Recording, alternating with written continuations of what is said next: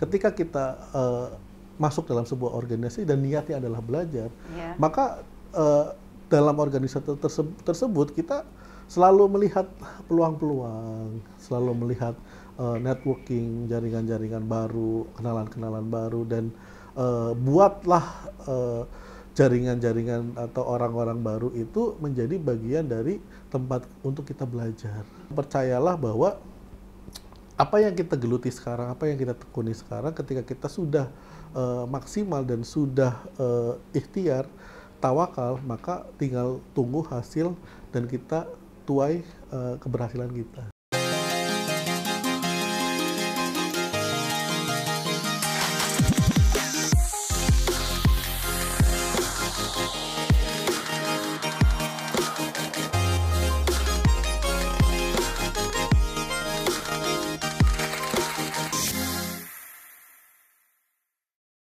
Assalamualaikum warahmatullahi wabarakatuh.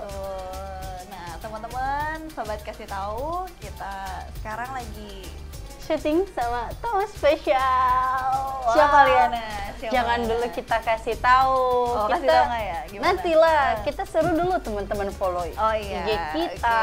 Apa IG kita? Dikasih tahu official. Apa nama YouTube kita? Kasih tahu official. Jangan lupa like, comment, subscribe, and share ke semuanya ya.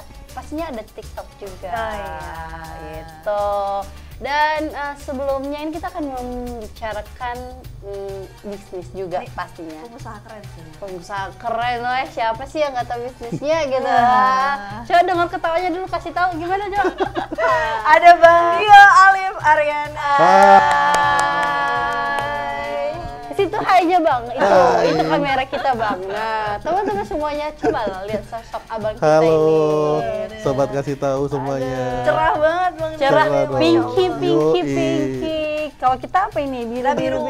Abu-abu. Udah melengkapi. Searchnya tukar bajunya kita yang pink, Bang dia yang biru. Iya, Alhamdulillah benar. hari ini puasa ya Bang Dio ya. Alhamdulillah. Tapi kita udah berbuka.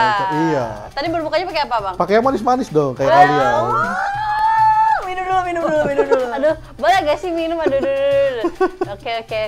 Jadi, Bang dia perjalanannya ke sini jauh nggak, Bang? Lumayan sih. Aduh, capek, Bang? Enggak. Tadi dari Pamulang Kan, ya? iya, kan kita kesini kan diundang, dapat undangan dari kasih tahu kan udah luar biasa, semangat dari rumah.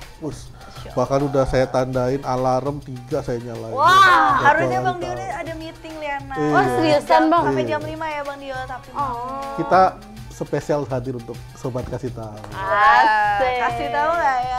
Kasih tahu dong.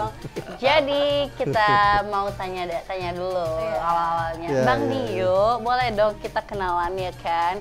Boleh. Teman-teman yang di rumah pengen tahu siapakah sosok Bang Dio yang satu ini? Sosok siapa ya? Siapa ya? Aduh, kenalan dong Bang Dio, kasih tahu dong. Halo sobat kasih tahu, thank you ya sudah stay di podcast kasih tahu bersama Mila dan Liana. Asik, udah kebalik nih Halo. kenalan. Salam kenal, nama saya Dio Alif Ariana. Saya di sini sebagai owner dari ATG Autos. Oke. Ya. Apa itu Bang?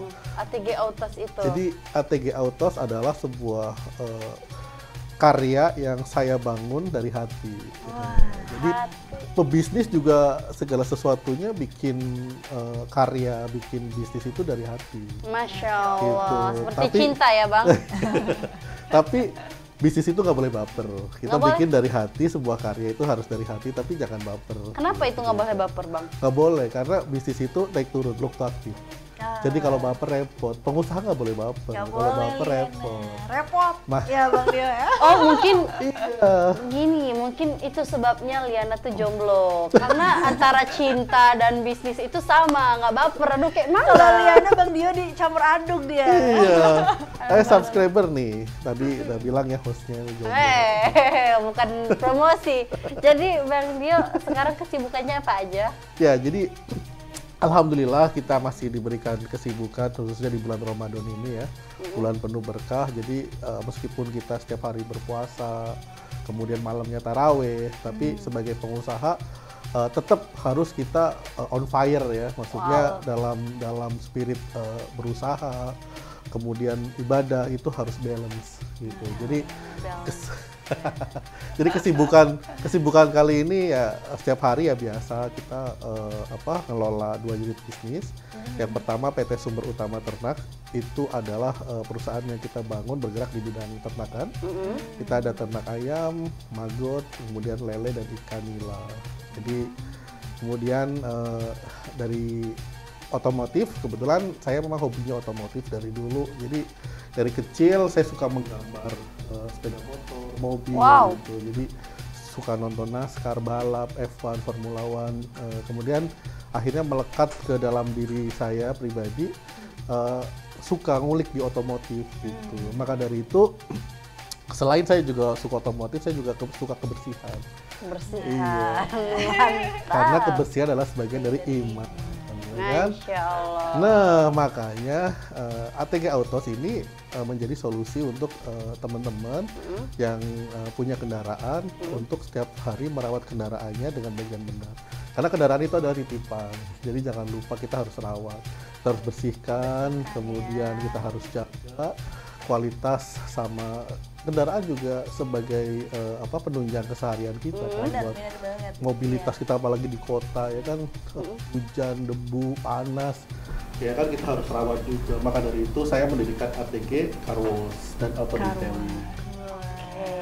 Nah tadi nih Liana, tadi kan Bang Dio ini tuh merupakan pemilik ya dari PT Sumber Utama Ternak. Tadi ternaknya ada apa aja tuh Bang Dio tuh? Ada lele ya? Ayam, maggot, lele, sama ikan nila. Nah itu awal mulanya Bang Dio tuh gimana sih kok bisa berkecimpung di bisnis ini? Nah jadi di bisnis ternak ini sebenarnya kita udah nyebur dari dulu ya, dari lama, karena dari kecil saya suka lama itu? Dari kecil saya suka berternak. Oh, dari kecil? Dari kecil, Kak? Iya, kalian tahu Mana ini di ya? daerah sini, Jakarta? Enggak, dulu di tempat tinggal saya, di kampung saya dulu. Jadi kalian pernah beli ayam-ayaman ini nggak? Pernah dong. Warna-warni ayam kecil. Nah, yang kadang Yang warnanya kecil. pink, merah, yang disiram kadang lepek gitu. Itu bisnis abang. Nah dulu saya suka pelihara itu hewan gitu. Aku kira tadi Bang Dio ini sumber orang yang mewarna-warnikan itu ayam. Ya Allah, inilah sosoknya. Gitu. Kita yang nyelup-nyelupin dulu. Iya. Oh, abang yang celup-celupin. Seriusan? Iya. Jadi kalau kalian tuh penasaran siapa sih yang celupin di balik yang mewarna-warnikan ayam ini pengusaha warna-warni. Kadang gue sampai nggak habis pikir ini siapa sih yang ngecat ini ayam, kasihan banget nih hidupnya ya Allah. Ini ternyata sosoknya. Iya. Jadi kok ada inspirasi warna-warni ayam itu, Bang? Iya, jadi dari kecil kita suka pelihara ternak gitu, dan kemudian sampai tumbuh besar, kita ketemu partner, teman-teman yang memang sudah expert di bidangnya. Akhirnya saya berkolaborasi untuk mewujudkan ternak yang ramah lingkungan gitu. Karena kita tinggal di kota ya, dengan lahan yang super susah sekali. Terbatas ya. Ya, serba terbatas, kemudian izinnya juga susah gitu. Maka dari itu kita bikin skala dengan luasan kurang lebih 3.000 meter, tapi kita bisa produktif di situ gitu. Jadi makanya kita bikin ternak ayam, kemudian di bawahnya ada maggot, yang mana maggotnya kita kelola buat pakan ayam lagi. Jadi kita bisa saving kurang lebih 30-40% dari pakan ayamnya itu sendiri gitu. Maggot itu larva itu bukan? Yes, betul. Yang kecil itu? Ya, betul. Maggot itu sejenis larva. Jadi dia itu seperti lalat, tapi memang nggak punya sayap gitu. Kalau malaikat kan punya sayap gitu. Kayak aku dong. Bidadari tanpa sayap. Wow. Teman-teman. Itu ada mulai satu lagi lihat. Ada satu temen aku yang kayak nggak senang banget lihat aku kalau bilang bidadari tanpa sayap. Oke. Balik lagi lalat tanpa sayap. Iya, lalat tanpa sayap ya. Terus gimana Bang?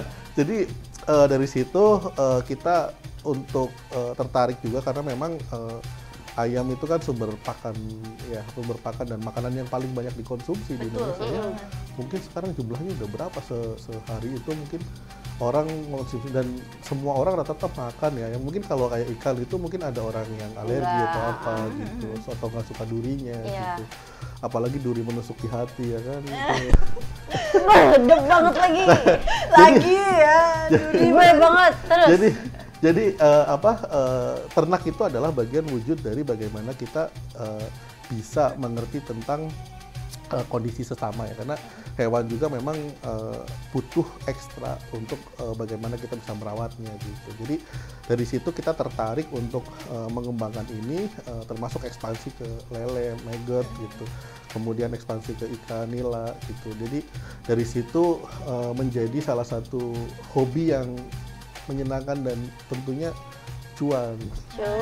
Dari sejak tahun berapa kalau yang udah mulai buka ternak ini, Bang? Kita dari tahun 2018 sudah mulai bikin, kemudian kita legalkan di tahun 2020 kita bikin perusahaannya.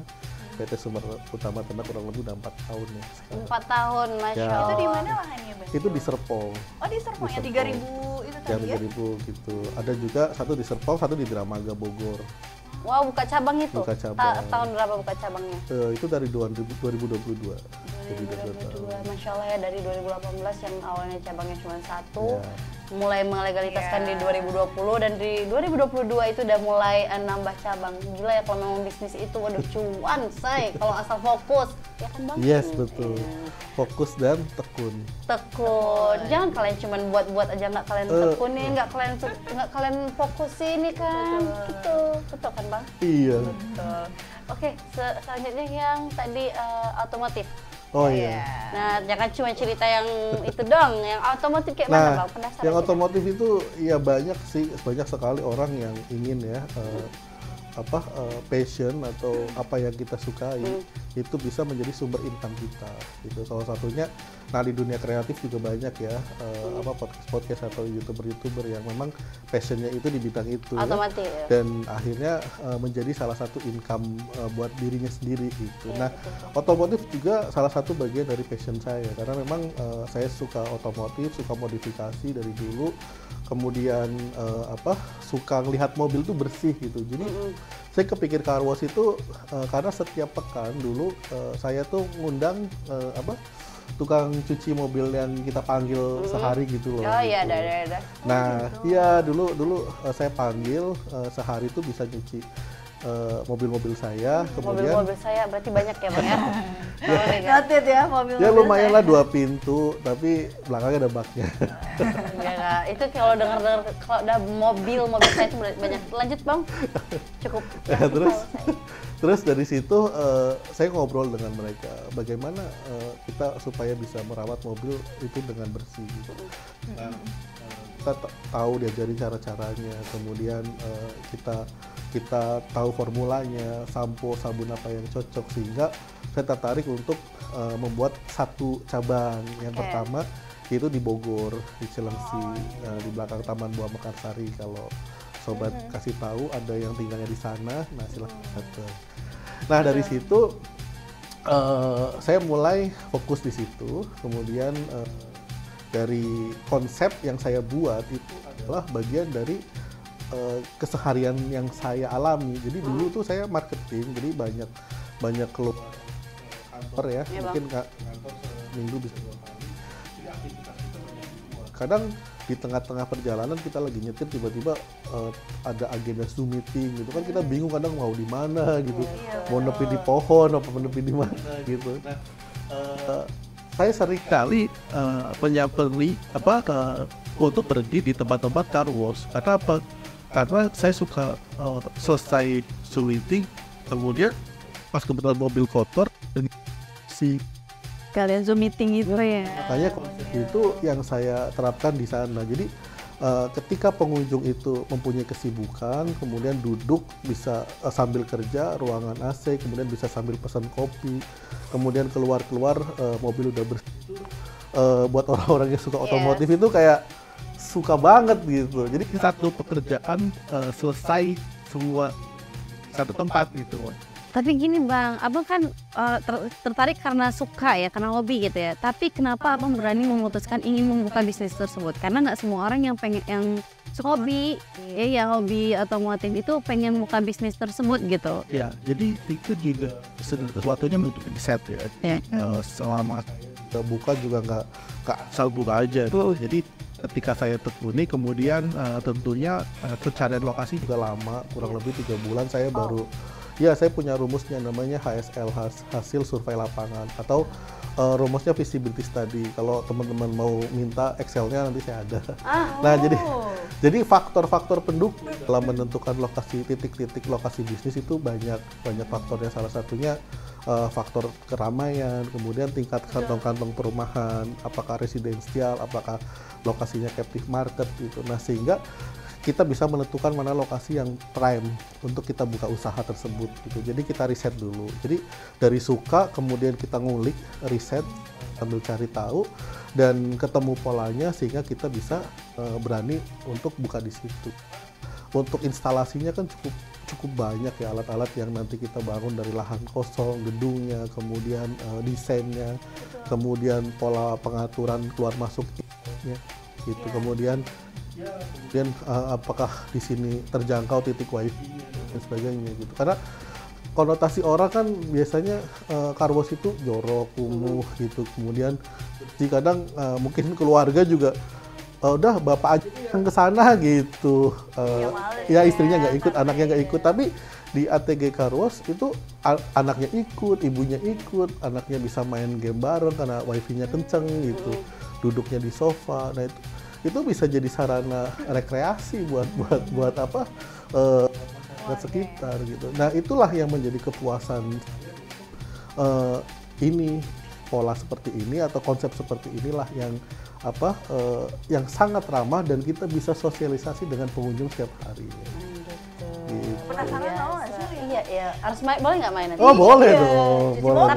Tapi kan kita sebelum main yang ke otomotif, yang ke peternak, yang peternakan itu boleh nggak kita mengunjungi lokasi gitu, review, ya kan? Tapi kalau yang menguntungkan ini peternakan ini gimana bang?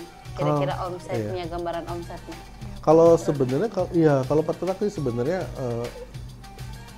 keuntungan terbesarnya adalah di saving dari bagaimana kita mengatur pola makannya. Jadi harga pakan itu kan naik terus, harga bibit juga naik terus. Samalah karena di ternak itu kan fluktuatif harganya. Kadang pas kita beli bibitnya itu bibit lagi naik, pas kita panen harga ayam lagi turun. Nah, itu juga harus kita siasati gitu. Nah, intinya bagaimana proses dari pengaturan pola makan sehingga waktu panen itu kita tepat pada waktunya. Karena kalau misalkan waktu panennya itu nggak tepat, maka akan keluar kos biaya tambahan pangan.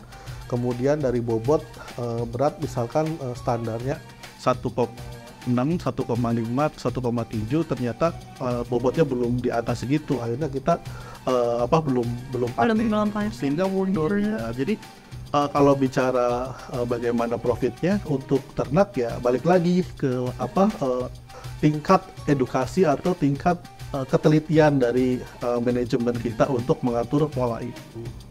Berarti kalau pemeliharaannya itu gimana tuh Bang Dio? Apa susah atau butuh pemeliharaan khusus gitu? Ya, tentunya kalau pemeliharaan itu punya treatment khusus ya, sama ketika ketika kita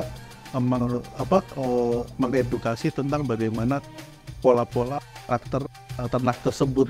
Jadi pola khusus yang kita lakukan adalah yang pertama pahami betul bibitnya, karena setiap bibit itu beda-beda gitu. Nah, kemudian pakannya, pola cahaya lampu, kemudian penerangan itu sangat berpengaruh. Kemudian lingkungan sekitar, iklim juga sangat berpengaruh gitu. Nah, dari situ kita bisa tahu tentang karakter ternak itu sendiri gitu. Kayak kita mengelola lele, beda sirkulasinya dengan rila. Kemudian pakannya, apalagi lele kan kanibal. Lele itu makan lele. Iya, jeruk makan jeruk. Iya, jadi dia tuh saling makan ya. Iya, saling makan. Jadi misalnya panen berapa belum tentu segitu ya ya Bang Belum Dio ya? tentu. Jahat gitu. banget, berarti kalau aku mau melihara lele 5 Karena tentu imbang. bisa jadi cuma satu yang mau panen kita. Iya. Iya, itu susah ya Bang Dio ya? Iya, dan tingkat kematiannya itu resiko kematiannya tinggi. Tinggi. Makanya benar-benar harus suhunya terjaga, kemudian satu kolam penempatannya itu harus pas. Nggak nggak boleh boleh di banyak kapasitas gitu. Nah, hal-hal kayak gitu, kemudian sirkulasi airnya harus tetap bagus gitu. Baru tahu loh. Itu susah Iya, banget itu susah, itu ngaturnya. susah. Berarti nih Bang Dio ada info seperti ini, ilmu seperti itu maksudnya basicnya apa Bang Dio? Apakah dulu kuliah Kuliahnya. peternakan atau Ini banyak sekali ilmunya ya. Jadi, iya loh ini. jadi sebenarnya ya itu tadi yang mungkin teman-teman kasih tahu kalau misalkan lagi nonton ya. Jadi jangan terpacu pada jurusan ya, Nah, karena ya kita nggak pernah tahu bahwa kayak saya jurusan saya itu IT. Sebenarnya saya kuliah di IT tapi justru malah ketika masuk ke dunia dunia corporate ya, kita masuk profesional, saya di hire pertama oleh Indofood. Jadi di situ saya belajar F&B, bagaimana logistik, packing, delivery dari hulu sampai hilir, proses distribusi, cari PO, kemudian retur bagaimana, sampai dengan display, planogram, shelving, sampai di outlet Carrefour, Giant, semua kita jadi belajar tahu gitu. Padahal jurusannya IT gitu. Tapi di situ kita belajar yang paling penting adalah negosiasi. Jadi ilmu negosiasi kita terapkan dalam bisnis yang kita geluti. di semua bisnis ya. Yes, betul. Ilmu Sama. negosiasi ya. Yes, betul. Negosiasi dan networking. Itu abang selesai kerja di perusahaan Indofood itu tahun berapa Bang? Itu di Indofood 2017, saya 2 tahun di sana. 2017. Betul. Berarti pas 2018 kan itu usaha peternakan. Iya, mulai. Kenapa memilihnya peternakan? Kenapa nggak langsung kayak yang cari IT di bidang abang atau yang tadi, atau misalnya langsung ke otomotif itu tadi? Nah, ini tadi ya, kebanyakan bisnis itu saya percaya bahwa orang-orang yang ditemukan adalah orang-orang yang dipertemukan diatur oleh Allah Ta'ala. Jadi kita percaya bahwa hari ini kita ketemu A, ketemu B, ketemu C gitu. Nah, kita dipertemukan itu bukan sengaja sebenarnya. Sengaja Bukan kita tidak ketemu sengaja. Tapi memang sudah dipertemukan gitu. Nanti teman kamu ini gitu. Nah, dari situ saya percaya bahwa teman-teman yang saya temui saat itu mungkin kebetulan ketemunya peternak gitu. Kalau saya ketemunya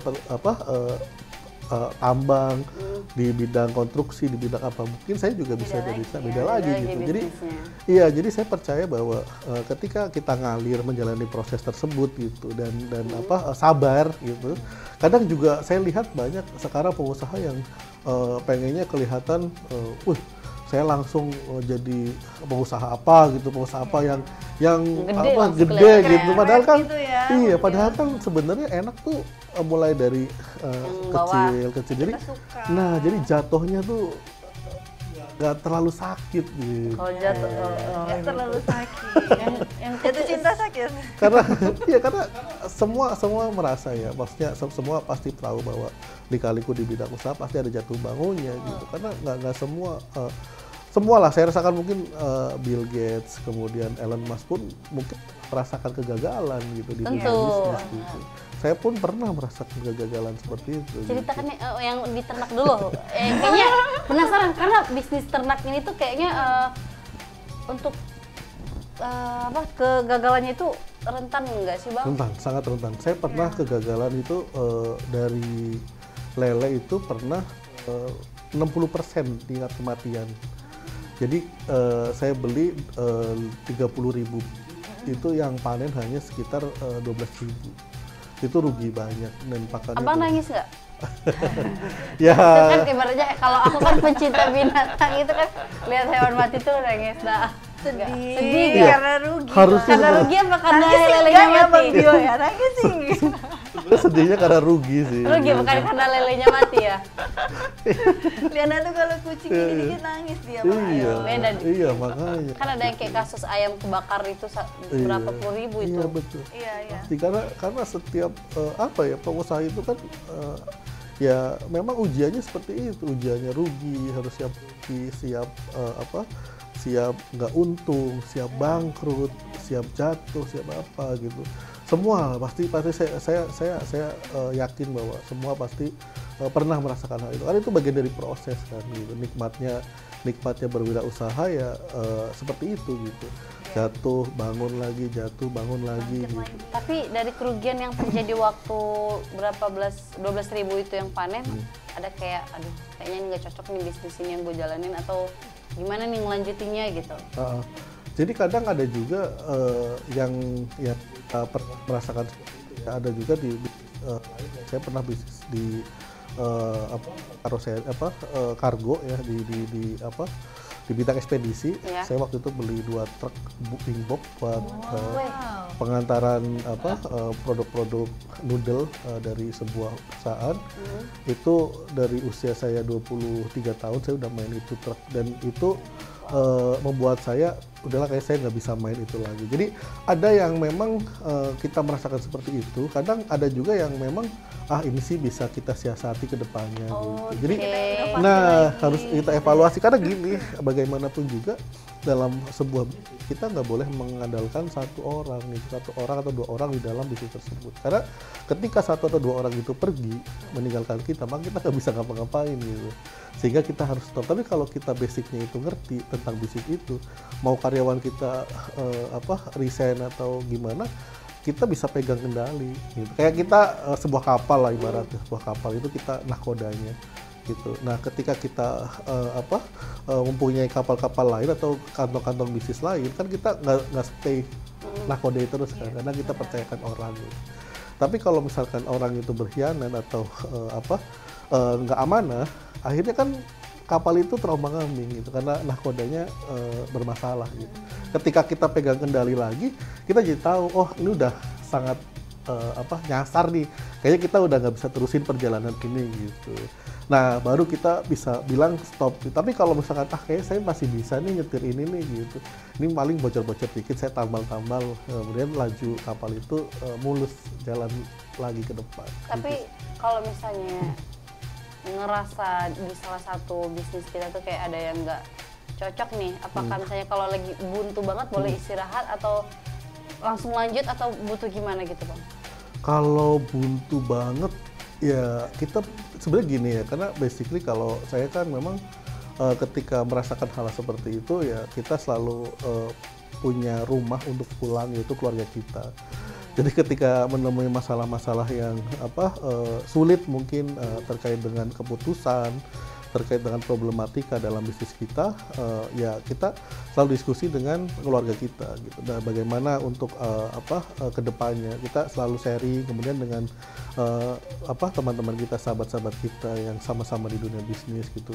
Bahkan kalau kita sharing, biasanya ternyata teman kita lebih parah dari kita gitu, karena kita nggak pernah tahu gitu. Jadi nggak pernah tahu sih. Nah itu, jadi kan kita harus ternyata bukan saya nih yang sedang kacau, tapi teman kita juga lebih kacau. Nah, akhirnya kan membuat kita bersyukur dan punya semangat motivasi buat bangkit lagi gitu, betul. Makanya itu penting banget sih, sharing dengan teman-teman. Jadi itulah kita gunanya banyak teman, saudara-saudara sekalian untuk kita sharing teman-teman sekalian. Seperti kayak Bang Dio ini kan salah satu teman kita juga, tempat kita bersharing-sharing. Kembali ke topik. Tadi kan yang ternak udah nih Bang Dio, berarti kita mau balik lagi ke bisnis yang Atega Autos ya. Itu Bang Dio tuh sebelum buka itu auto detailing itu, apa Bang Dio udah punya pengalaman sebelumnya atau mungkin kan tadi Bang Dio bilang harus ada perawatannya, wifi-nya, seberapa kayak seperti itu, belajar dari mana gitu Bang? Iya, saya belajar dari Rocket Car Wash punyanya Jason Derulo. Sebenarnya Jason Derulo itu yang rapper Amerika itu sebenarnya dia bukan penyanyi tapi pengusaha gitu. Tapi bisnis yang dia jalani yaitu tadi Rocket Car Wash. Saya sering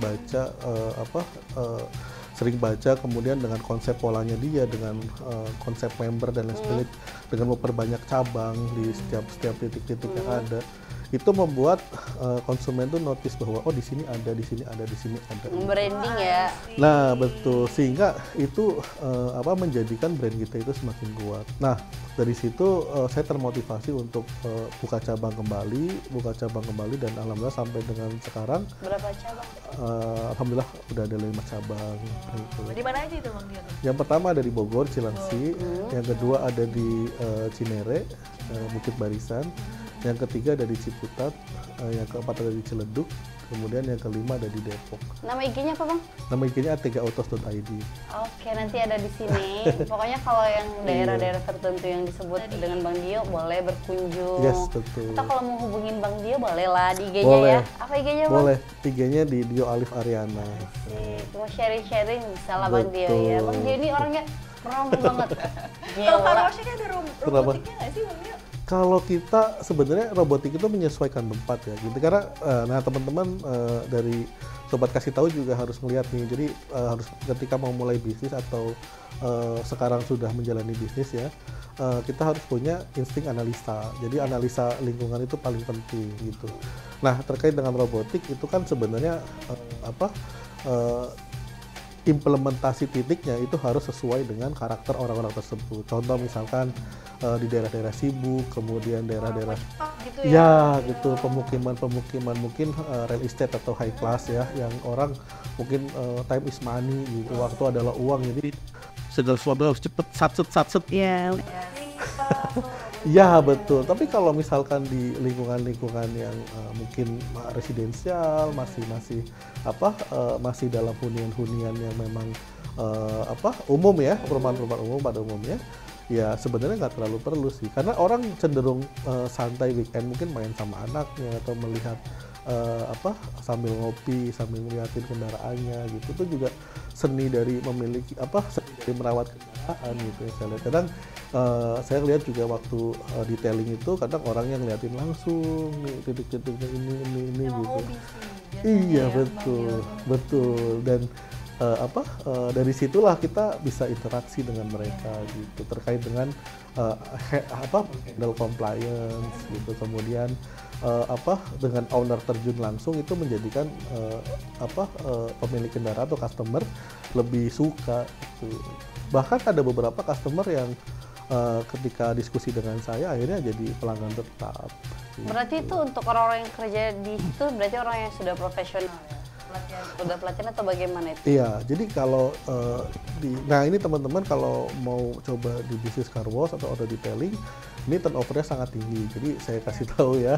Jadi turnover itu sangat tinggi, turnover karyawan. Iya, karena mereka itu cenderung ketika punya skill, udah bisa lah gitu. Apalagi udah ahli di bidang detailing, maka mereka biasanya buka sendiri gitu, mereka part time gitu di rumah gitu.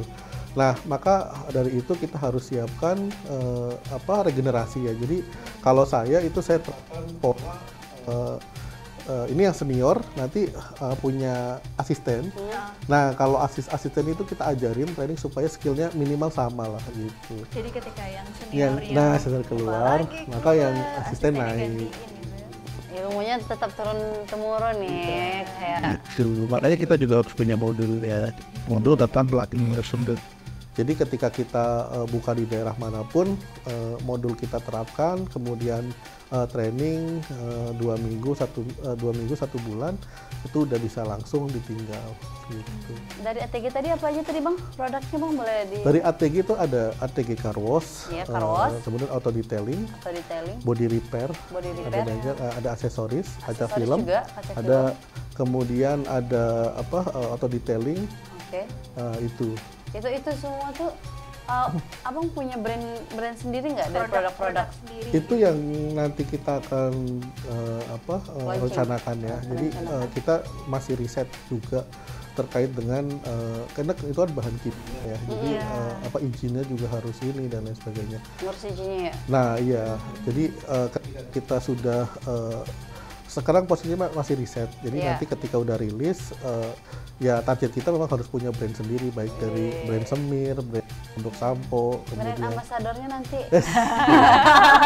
Siap, tapi siap nyuci basah-basahan ya. Ngeri kali, woi.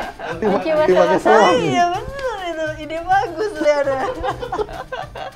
Aku kan menjadi wanita yang syariah, ya kan. Ya kali aku nyuci mobil, siram-siraman ngeri, woi. Boleh.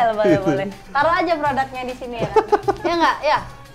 Ya, buat minum, enggak buat minum. Kayak gimana bang? Berarti ada merencanakan untuk buat brand sendiri dari ATG ya? Iya, Dari sekian banyak bisnis ini tuh udah bisnis peternakan, otomotif. Ada lagi nggak kira-kira yang bisa disebutkan bisnisnya? Karena yang aku dengar ya, Bang Dio nih palu gada, apa lu mau gua ada, ya kan? Aku kayaknya nggak tersebut sih. Nggak tersebut, dengar di grup aku baca. Enggak di grup ada yang butuh ada yang bisnis konveksi nggak di sini? Bang Dio aja. Ada yang bisnis ini nggak? Bang Dio aja. Kenapa Bang? Kayak banyak kali bisnis abang ini, nggak mungkin lah. Cuma yang dimunculin 2 ini Liana. Banyak kan? Setiap ditanya, oh gua ada, apa lagi Bang? Kayak, ya jadi yang sembunyi-sembunyi itu spill dong. sebenarnya banyak kalau aku minta pun sekarang ada barang ini nggak ada aku tenang. Palu gada ya. Palu gada sebenarnya. Ya itulah, memang pengusaha harus gitu. Jadi pengusaha itu segala sesuatunya harus diusahakan. Gitu. Diusahakan. Ya, jadi ada peluang gitu ya. betul, peluang itu belajar dari saya dulu pengalaman ketika memulai usaha pada saat masih bekerja ya. Kita juga terima pesanan-pesanan kantor dulu mulai dari rompi dari kantor bikin, kemudian tau nggak Liana sama Mila baju-baju catering di kantor dulu kita yang ngerjain tuh gitu. Itu juga dulu kita ngerjain. Ketemu dengan konveksi yang ada di Bandung. Akhirnya udah kita kerjasama aja deh gitu. Nah pas pandemi itu kita udah cetak 1000 pieces waktu itu. Saya bikin brand namanya Footbridge. Footbridge ada itu pernah pakai, nah inilah. Gimana Bang? Footbridge itu artinya ya titian jembatan ya. Jadi sesuai nama perusahaan kita, area titian Gemilang, yaitu titian sebuah jembatan. Kemudian ini juga menjadi jembatan orang-orang yang kaum urban yang khususnya menjembatani kaum dari perantauan kemudian tampil menjadi kota kelihatannya. Makanya Footbridge itu visinya seperti itulah kurang lebih. Jadi membuat istilahnya kalau sekarang tuh jamet ya. Jamet jadi anak gaul. Nah, jadi gaul gitu. anak selatan Footbridge. Jadi desainnya desain-desainnya kekinian. Tapi sayangnya di pandemi kita udah produksi 1000. Iya, kemudian kita udah ada di marketplace juga kita udah pasarkan. Tapi dengan serangan-serangan dari produk luar ya, yang jual lebih murah, akhirnya kita kandas juga. Jadi itulah yang saya bilang. Jadi memang membuat sebuah brand itu nggak gampang.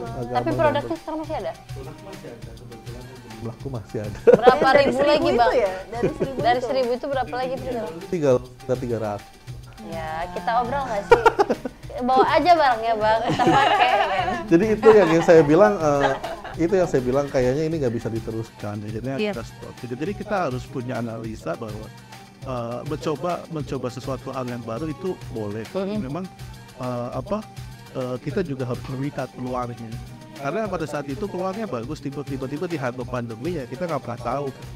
Tapi maaf Bang, kan di pandemi kemarin lagi bagus-bagusnya TikTok, kenapa nggak coba jual di TikTok juga gitu?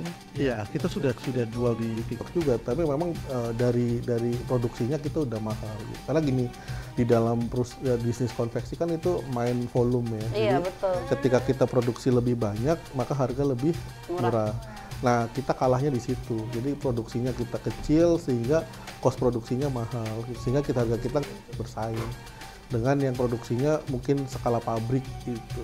Gitu sih. Berarti tadi udah peternakan, udah otomotif, konveksi juga udah pernah coba. Udah. Ada lagi nggak kira-kira Bang?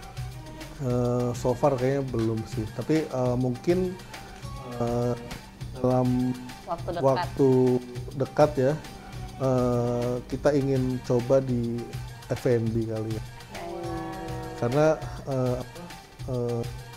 F&B itu sekarang kalau saya lihat ya kuenya masih banyak juga, dan momentum Ramadan itu sepertinya dan Lebaran itu momentumnya kita itu untuk berkreasi terutama di food ya, makanan. Iya, apalagi bervariasi ya. Nah, ya. gitu bayangin nih nanti kebutuhan hampers berapa itu kayaknya perlu gitu. Hampers. Ini udah bosnya ham. Nah, Aduh, ada sibuk bosnya. banget kayaknya nih. Ada kalau ada lebaran, syuting ingat ya saya.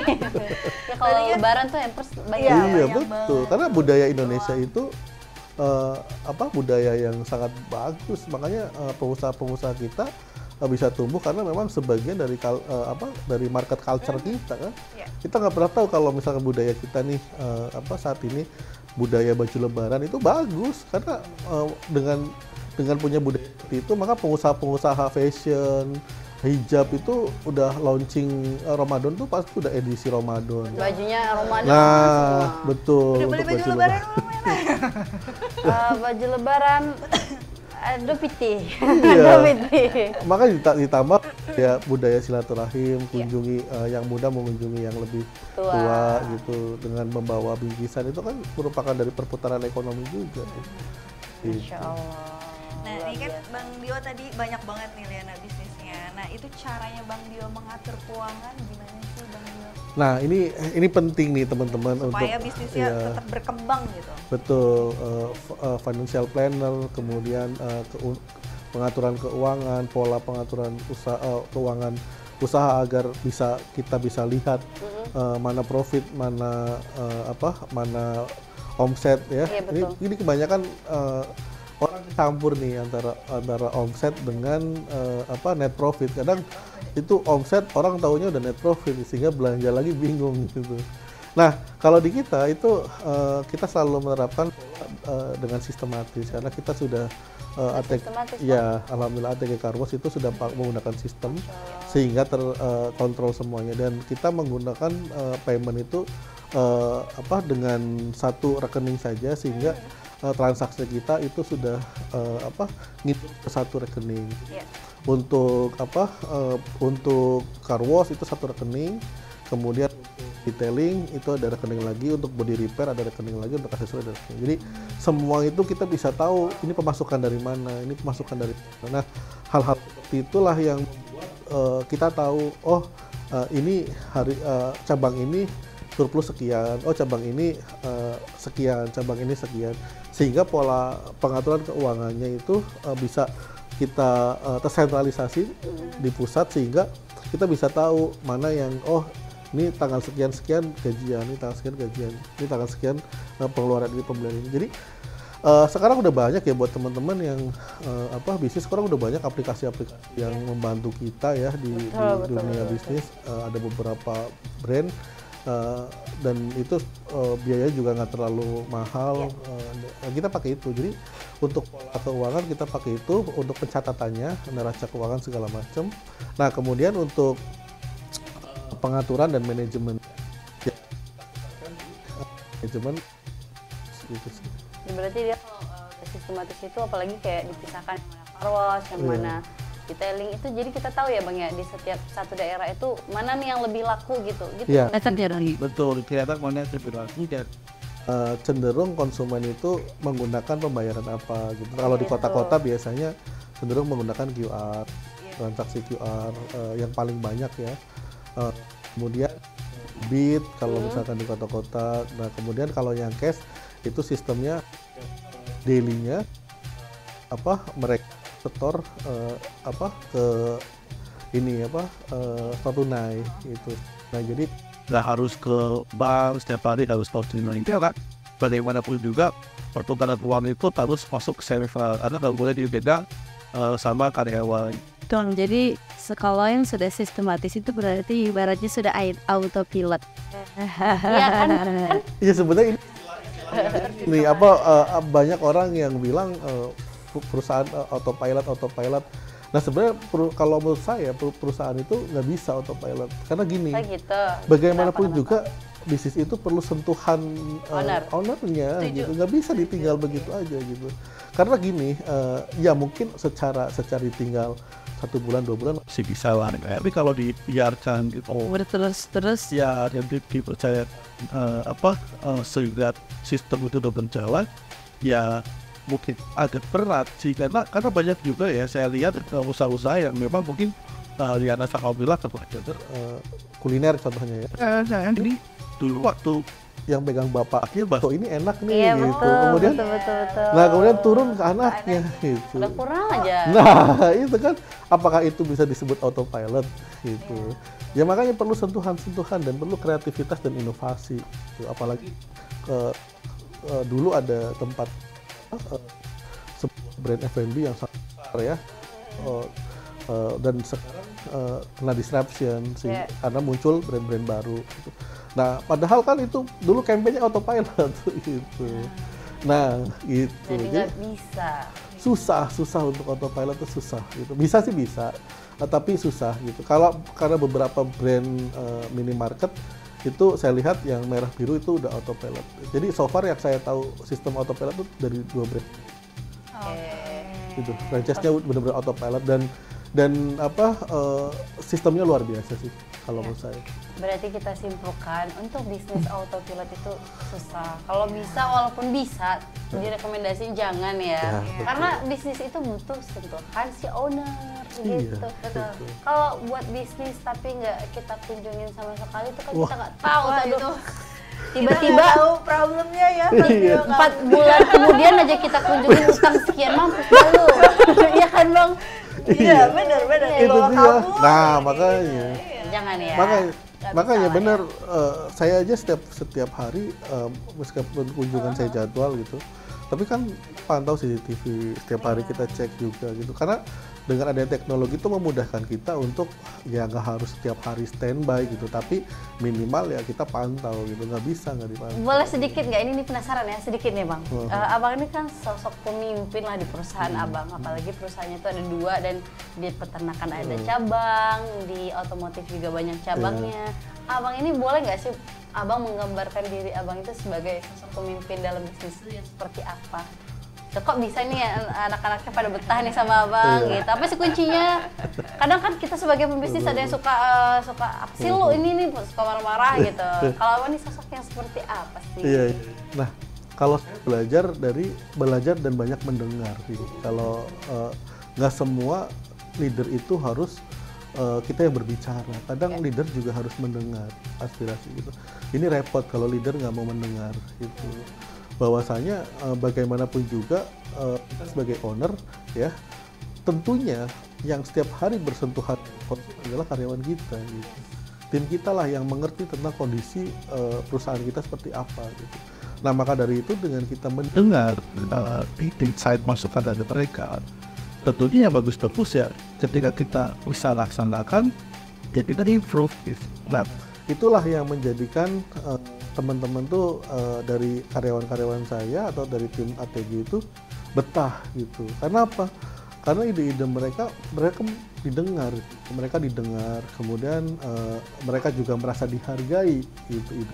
Karena kebebasan berbicara, kebebasan kreativitas itu saya terapkan betul tentang manajemen Astra. Nah kalau teman-teman pernah melihat program 5S series tahun Setsuke, saya lupa apa itu, ada 5S. Nah itu punya Kaizen namanya. Kaizen itu adalah bentuknya seperti formulir untuk memberikan sebuah ide gagasan terkait dengan plan yang ada di lingkungan kerja kita. Contoh misalnya gini, dulu itu belum ada tempat sampah plastik, sampah kering. Nah kita improve, kita bikin ada sampah plastik, sampah kering. Nah itu kan meskipun improve-nya kecil, tapi impact-nya sangat besar gitu. Kayak pengen buang sampah aja gitu ya. Nah, gitu itu salah satu pengalaman yang didapat di Astra seperti itu kurang lebih. Oke, udah tahu kan buang sampah di mana? Buanglah sampah pada tempatnya. Jangan kalau bisa buanglah mantan pada tempatnya. Aduh, mantan. Kita nggak ada mantan. Percaya Bang Dio. Aduh. Nggak ada mantan gue ya. Oke, Bang Dio. Bentar ada yang apa lagi? Bang Dio, Abang ini kan sebagai pembisnis ya gitu kan. Ternyata Bang Dio ini kan sebagai orang yang suka berorganisasi. Salah satunya kita juga satu organisasi dan betul. abang itu sebagai salah satu ketua bidang. Ketua bidang berapa bang? 7 Ketua peternakan. bidang 7 peternakan. Pertanian ya. Nah, Dan Bang Dia dalam organisasi yang abang lakukan sekarang di salah satu organisasi itu apa aja sih yang abang lakukan gitu? Gimana sih yang abang niatkan untuk masuk ke organisasi tersebut gitu? Kok mau? Ya, jadi kok mau? Ya Allah, gue juga mau soalnya. iya, jadi dalam sebuah organisasi itu tentunya itu tempat dan bagian dari cara kita belajar ya. Karena memang saya percaya di atas langit ada langit. Iya bang. Kemudian siapkan ketika kita masuk sebuah organisasi, ibaratnya kita adalah gelas samples. Iya. Untuk ya kan kita tuangin dulu ilmu kita simpen, nah kita datang sebagai kelas kosong sehingga ketika ada ilmu baru atau informasi yang baru dengan orang-orang yang baru kita siap serap gitu ya. Nah, dalam sebuah organisasi meskipun ya dalam tanda kutip itu adalah kerelawan atau ketepadilan, karena kita di sana juga sebagai organisasi yang basicnya adalah kita sukarela join dengan organisasi tersebut. Nah, kalau saya selalu melihat bahwa sebuah organisasi itu pasti ada baik yang memang kita harus ikuti gitu. Betul. Nah, dalam hal berorganisasi tentunya kita tahu dan kita paham bahwa kita akan bertemu dengan orang yang pola pikirnya mungkin gak sama dengan kita, yang mungkin caranya berbeda dengan kita, bisnisnya berbeda dengan kita, latar belakang, karakter berbeda, tapi kita harus satukan bahwa niat kita dalam sebuah organisasi adalah belajar, learning gitu. Nah, ketika kita masuk dalam sebuah organisasi dan niatnya adalah belajar, maka dalam organisasi tersebut kita selalu melihat peluang-peluang, selalu melihat networking, jaringan-jaringan baru, kenalan-kenalan baru, dan buatlah jaringan-jaringan atau orang-orang baru itu menjadi bagian dari tempat untuk kita belajar. Gitu. Nah, kayak halnya seperti di organisasi yang kita ikutin ya di sini, itu banyak sekali saya belajar dari teman-teman, dari Liana juga, dari Mila juga gitu. Kemudian saya belajar juga tentang sebuah organisasi, kemudian kita pahami PO, kita pahami tata tertibnya seperti apa, sehingga kita menjalankan juga dengan sukacita gitu. Ya, organisasi yang kita jalan dengan bergembira. Nah, seperti halnya di HBBA, Himpunan Bengkel Binaan Astra, juga saya masuk situ, ya tujuannya saya bisa melihat top bengkel-bengkel yang menjadi acuan. Wah, saya dulu ngefans nih sama owner bengkel ini gitu. Ternyata sekarang satu grup gitu. Itu kan menjadi salah satu pencapaian juga nggak sih itu bang? Iya betul, kayak orang-orang yang dulu, wah saya dulu servis sama bapak ini nih, bengkelnya banyak banget gitu. Sekarang kita satu grup bisa ngobrol bareng, bisa duduk bareng, bisa sharing bareng gitu. Jadi itulah yang menjadi achievement. Meskipun organisasi itu kita datang terpanggil dengan sukarela, tapi di sana kita ada achievement bahwasanya kita bertemu dengan orang-orang yang menginspirasi. Betul, menginspirasi kita sehingga kita senang dalam organisasi tersebut. Betul, karena kita ketemu orang yang menginspirasi kita aja, kita tuh udah bahagia banget loh. Serius? Iya, apalagi ketemu yang bisnisnya unik gitu. Kayak wah keren banget, jadi kayak ini gue bisa juga ada insight baru iya, gitu ya. Ya karena kita nggak pernah tahu kan, bisnisnya unik banget nih gitu, kok kepikir bisa bisnis seperti ini gitu. Kadang ada muncul hal-hal kayak gitu. Ternyata dunia ini ya luas banget gitu ketika kita masuk dalam sebuah organisasi. Luas dalam artian banyak opportunity yang bisa kita garap gitu. Kalau dunia mungkin orang-orangnya mungkin sempit, ini kenal ini kenal ini, tapi secara pemikiran ya luas. Gitu. Luar biasa, aku juga gitu suka Mila. Liana bukannya cari jodoh di sana. Aku lagi, Bang, kalau Liana cari jodoh setahun ini sudah dapat Liana. Oh gitu. Tenang, slow. Tenang. Kita tuh yang penting sekarang tuh berbisnis dulu, fokus, meniti karir. Jodoh itu datang dengan sendirinya. Iya betul. Kalau yang suka banyak kok. Asik. Sombong banget gue. Berarti Bang Dio tadi anggota ini juga ya Bang, Forum Wakaf Indonesia ya? Iya. Itu apa tuh? Gimana? Nah itu jadi sebuah kehidupan ya, asik loh. Jadi ceramah weh. Ini perlu diceramain. karena ini bulan Ramadan nih, iya. ini hati Sebuah kita harus kehidupan. betul. Prolognya tuh udah. Betul, kan nggak serta melulu kita bisnis membicarakan sebuah bisnis, tapi dari sisi sosial kita juga harus andil di situ. Apalagi calon wakil wali kota kan harus ini banyak kegiatan sosialnya ya kali. Enggak, dia nyindir aku ya. Jadi gini, di forum wakaf itu saya gabung pada saat masuk Global Islamic Philanthropy ya. Jadi kita dulu mengelola aset-aset wakaf, baik dari aset tanah, saham, kemudian dividen. Ternyata bukan hanya tanah yang bisa diwakaf, tapi saham, dividen, bisa uang tunai, bahkan ada wakaf link sukuk. Saya Itu kayak gimana konsepnya? Soalnya yang kita tahu rata-rata ya kalau wakaf ya pasti tanah gitu ya kan. gitu. Oh, ini bisa Nah, ya. iya, dan itu memang dari guru saya memang selalu mengajarkan bahwa bring your asset to jannah. Jadi bawa aset terbaik kita untuk membawa kita menuju ke jannah, surganya Allah yang paling kita inginkan gitu. Nah, itu adalah wujud dari bagaimana kita berserah terhadap harta terbaik kita. Maka saya belajar di forum wakaf produktif adalah bagaimana aset-aset wakaf ini bisa produktif. Dulu saya pernah buat program wakaf produktif di Aceh, di Masya Allah, Aceh. itu ada kebun kurma, kemudian peternakan, itu yang basically didanai dari wakaf. Kemudian ada juga pondok pesantren yang sekarang saya ngajar di sana. Ngajar juga bang? Ngajar juga. Masya Allah ya. Diam-diam. Belum nyalon tadi gitu. Itu nanti kita spill. Yang mana bang? Biar kita spill secepatnya yang berikutnya. Nah, jadi dari situ sisi wakaf itu bagian dari sisi sosial kita. Karena kalau misalkan kita paham, kita ngerti ya kan, dan mungkin ada sedikit edukasi ilmu yang kita punya, ya kenapa enggak kita bergabung gitu. Dan di HIPI juga ada HIPI Syariah ya, mungkin konteksnya pengelolaan siswa atau konteks tentang bagaimana kita sisi sosial kita bergerak gitu. Dan mereka juga kalau nggak salah konsepnya ada membangun masjid, umrah bareng. Iya, betul. Masya Allah banget loh, itu tuh bermanfaat sekali. Memang itu yang harusnya memang pengusaha itu aktif ya, supaya itu balance gitu. Betul. Dan itu yang menenangkan diri kita. Kadang sebagai pengusaha kan kalau misalkan kita sudah nggak dapat PO nih, misalkan kita ikut trading, ternyata kita nggak kepilih gitu kan, gimana sih, kesel.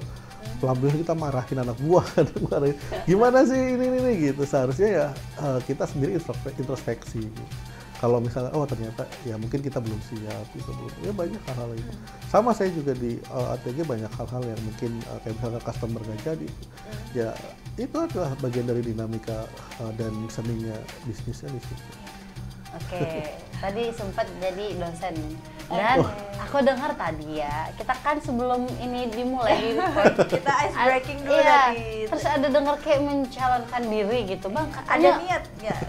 Ada niat itu ya, mencalonkan diri ke politik. Kayak mana? Jadi kayak mana? Kayak gitu. Serius, coba kita dengar. Kalau dunia politik adalah dunia yang memang sekarang ya sangat sangat awam lah bagi saya gitu. Tapi nggak menutup kemungkinan bahwasanya ke depan ya kita memang harus sebagai anak muda, sebagai sebagai orang yang ingin mengimplementasikan atau mengaplikasikan karya-karya kita, ya memang kita harus terjun ke sana gitu.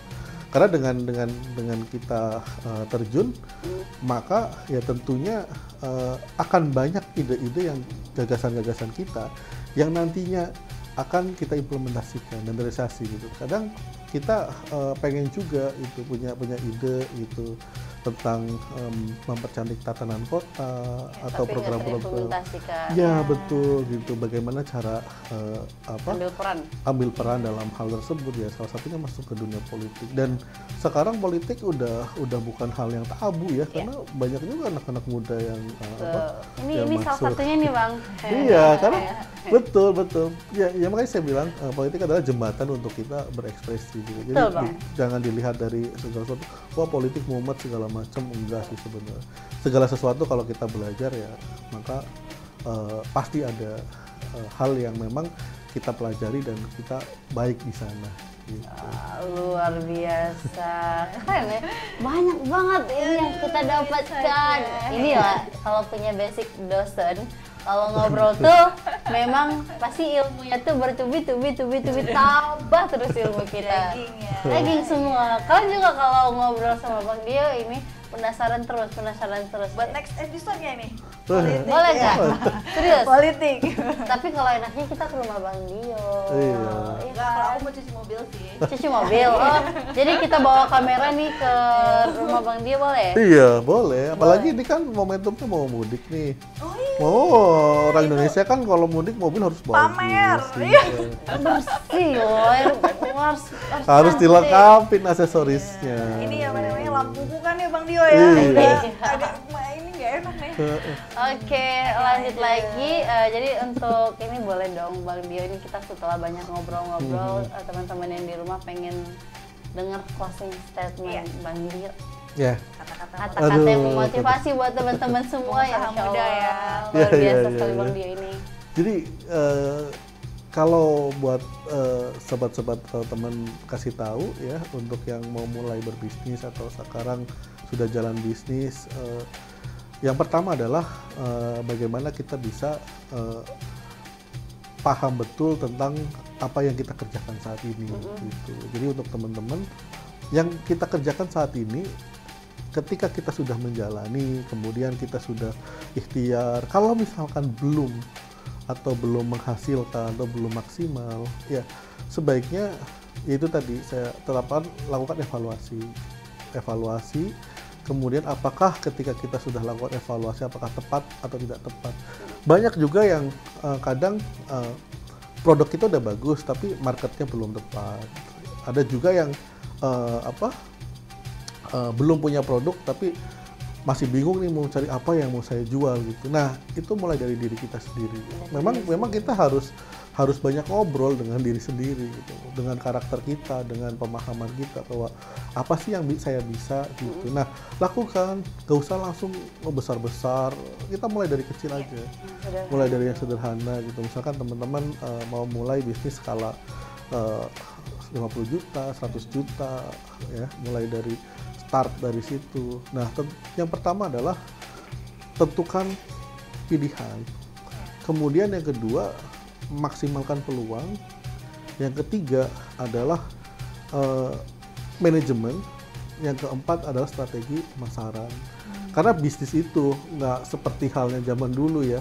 Kita buka toko, grand opening, tiba-tiba rame gitu. Nggak bisa kayak gitu sekarang gitu. Jadi ketika kita mau mulai bisnis, seremonial, gunting pita, udah selesai nggak gitu ya? Justru di situ start kita untuk memulai kreativitas kita gitu. Ketika kita sudah gunting pita, nah gimana caranya kita mendatangkan konsumen, kita mendatangkan profit, kita mendatangkan orang-orang yang menyukai produk-produk kita. Justru itu baru start. Kadang teman-teman juga saya lihat ya, kadang ada juga yang ketika udah gunting pita merasa wah saya udah berbisnis nih gitu, tinggal nunggu hasilnya, nggak bisa kayak gitu. Padahal baru starting ya. Nah gitu, maka dari itu percayalah bahwa apa yang kita geluti sekarang, apa yang kita tekuni sekarang, ketika kita sudah maksimal dan sudah ikhtiar, tawakal, maka tinggal tunggu hasil dan kita tuai keberhasilan kita. Insya Allah. Mau nanya lagi ya, terakhir Bang Dio, di bulan Banyak puasa ini ya Bang Dio, ini mau diisi dengan kegiatan apa sih kira-kira? Waduh, bulan puasa diisi dengan kegiatan apa ya? Jadi kalau gini loh, Mila sama Liana, dulu momentum Ramadan adalah momentum yang sangat indah ya. Jadi khususnya buat kita ya orang Muslim. Jadi setiap Ramadan tuh pasti punya kesan. Betul Bang. Dan biasanya kita ibadah itu 10 hari pertama seperti apa, nanti pertengahan seperti apa, nanti akhir seperti apa ya, karena kita lihat ya, nah ya kalau di masjid kan kita lihat nih soft-softnya gitu. Kalau 10 hari udah penuh, nanti 15 udah mulai, apalagi udah mulai 30 hari terakhir udah pada mall yang rame gitu. Terus bukber yang rame ya kan. Nah, tentunya untuk bulan Ramadan kita isi dengan kebaikan-kebaikan. Kemudian kita lebih banyak lebih banyak aktivitas untuk kegiatan-kegiatan Ramadan ini mengisi dengan kebaikan-kebaikan. Kita punya program juga nanti di pesantren. Kita bikin takjil, ya betul. Kemudian bukber dengan santri, ya, kemudian iya bukber dengan HIPMI tentunya. Masya Allah, luar biasa.